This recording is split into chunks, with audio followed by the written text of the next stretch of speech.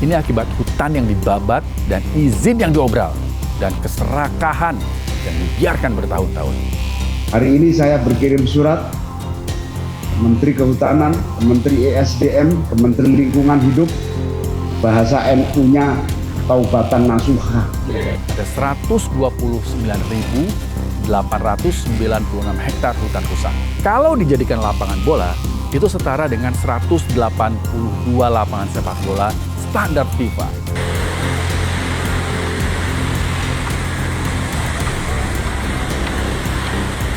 Lemahnya praktik pengawasan, industri yang tidak berkelanjutan, kemudian pemanfaatan ekonomi yang tidak berorientasi pada ekosistem ini menjadi akar bencana ekologi di ekosistem Batang Toru.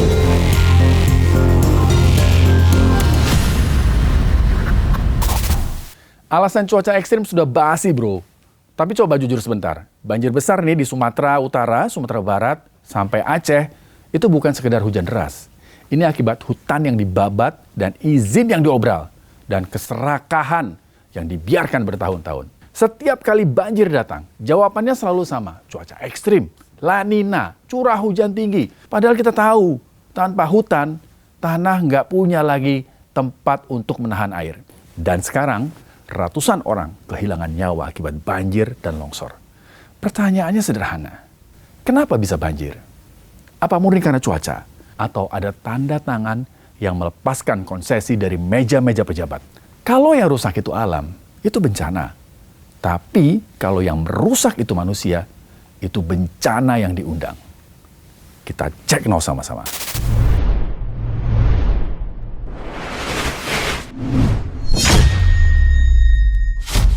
Kalian mau tahu seberapa parah hutan kita yang hilang di Sumatera dan di Kalimantan? Ini lihat nih angkanya. Tahun 2023, lebih dari 33.000 hektar hutan hilang. Nih, tahun 2024, angkanya meledak jadi 91.200 hektar. Ini artinya, hutan yang rusak di Sumatera tahun 2024 saja, itu luasnya lebih luas dari kota Jakarta. Gimana dengan Kalimantan? Kita cek datanya, tahun 2024, ada 129.896 hektar hutan rusak. Kalau dijadikan lapangan bola, itu setara dengan 182 lapangan sepak bola standar FIFA.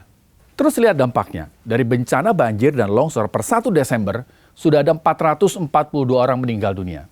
Ingat ya, ini bukan angka, itu nyawa. Belum lagi ada 402 orang yang masih hilang. Jadi, masih mau bilang ini cuma karena cuaca? Come on, make up your mind, bro.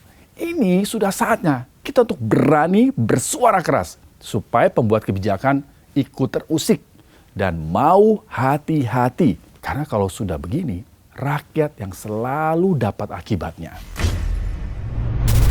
Ancaman bencana itu ada di depan mata kita akibat dua hal.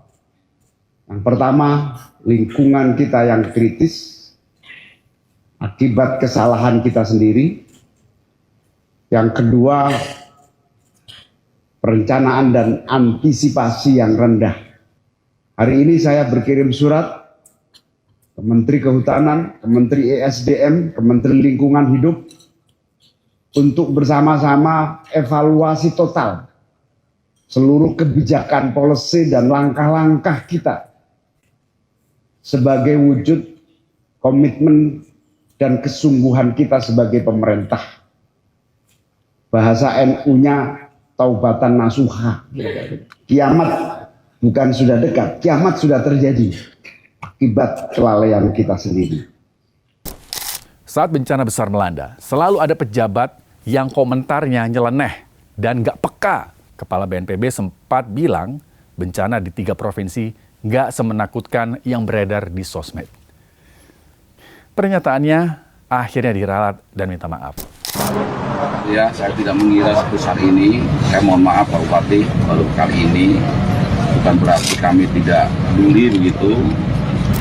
Terus muncul lagi suara lain yang bilang, kayu-kayu yang hanyut itu bukan karena illegal logging. Pernyataan yang terasa seperti menutup mata terhadap kerusakan hutan yang sudah lama sudah jadi rahasia umum. Menurut kalian gimana? Kerusakan yang terjadi di ekosistem Batang Toru hari ini dan peristiwa banjir bandang dan longsor yang terjadi hari ini bukan menjadi kesalahan dan tanggung jawab oleh salah satu pihak saja. Ini menjadi tanggung jawab bersama dan pelajaran ke depan bagi kita semua untuk lebih memperhatikan ekosistem Batang Toru yang tidak hanya dieksploitasi sebagai sumber ekonomi, tapi bisa lebih memperhatikan keberlanjutan dan keadilan tergenerasi. Lemahnya praktik pengawasan, industri yang tidak berkelanjutan, kemudian pemanfaatan ekonomi yang tidak berorientasi pada ekosistem ini menjadi akar bencana ekologi di ekosistem Batang Toru. Di sisi lain, pemerintah pusat sedang bergerak cepat untuk menangani bencana. Pak Prabowo bahkan langsung turun ke lokasi tanpa menunda. Tapi banyak juga loh orang bertanya, kementerian yang tugasnya ngurusin lingkungan, ngurusin hutan, ngurusin mitigasi bencana, kenapa justru sunyi kalian? Mungkin tuan-tuan ini perlu lihat gimana dahsyatnya bencana di 3 provinsi ini. Lihat Pak, lihat baik-baik Pak. Lihat gimana warga bertahan hidup dan melawan rasa takut.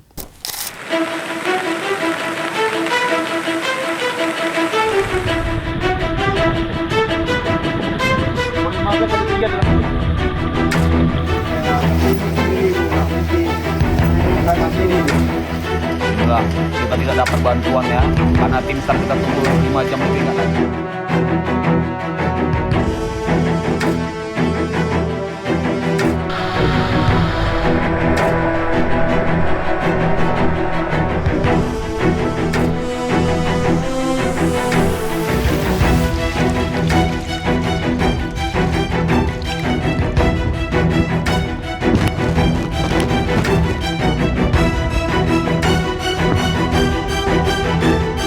Jadi seperti inilah keadaan dapur umum.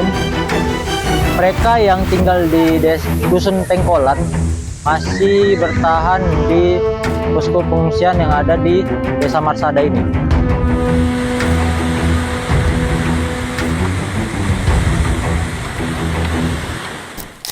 Sekarang, yuk sama-sama kita sisihkan uang kita.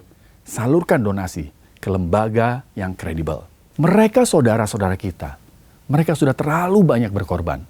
Alam dan hutan mereka dirusak atas nama percepatan ekonomi. Dan ketika bencana datang, mereka yang paling dulu merasakan. Untuk para korban, tetap kuat. Indonesia bersama kalian. Dan untuk para relawan, terima kasih. Kalian adalah cahaya di tengah gelapnya bencana. Demikian Cek Now kali ini, saya Rizky Hasan. Tetap kritis, tetap waras, merdeka.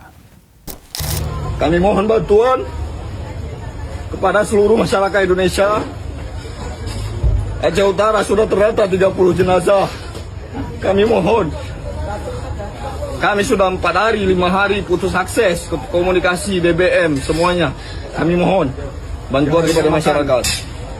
Anak bayi kami, lansia kami, semuanya jenazah kami sudah tidak bisa diangkut. Terima kasih. Assalamualaikum warahmatullahi wabarakatuh. Salam tangguh, salam kemanusiaan.